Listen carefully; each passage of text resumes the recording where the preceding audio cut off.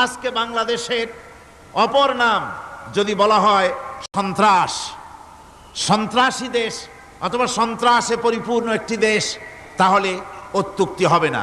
আজ মানুষের ব্যক্তির নিরাপত্তা নাই, পরিবারের নিরাপত্তা নাই, ছাত্রছাত্রীরা স্কুলে যাবে নিরাপত্তা নাই, কলেজ ইউনিভার্সিটির অঙ্গনে নিরাপত্তা নাই, রাস্তায় নিরাপত্তা নাই, কোথাও নিরাপত্তা নাই মানুষের।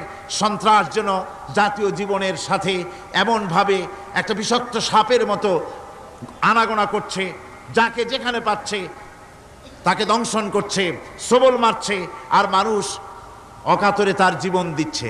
সর্বত্র এই সন্ত্রাসের কারণে মানুষের জীবন আজ বিপর্যস্ত হয়ে যাচ্ছে।